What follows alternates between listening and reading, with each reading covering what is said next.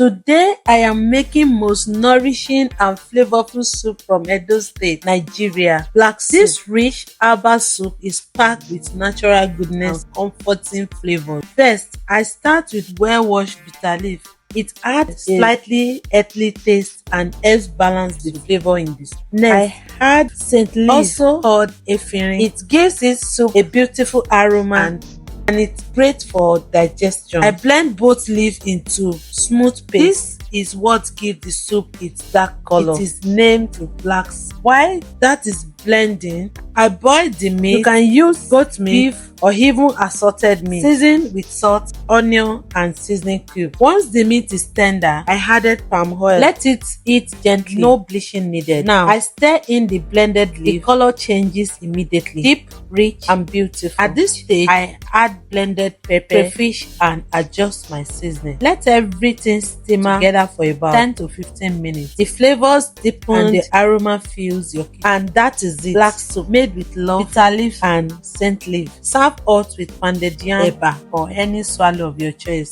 Delicious, healthy, and straight from the heart of tradition. Thank you for watching. I'm Chef Nisi. Don't forget to like, and I will see you in the next video. Love you. Bye.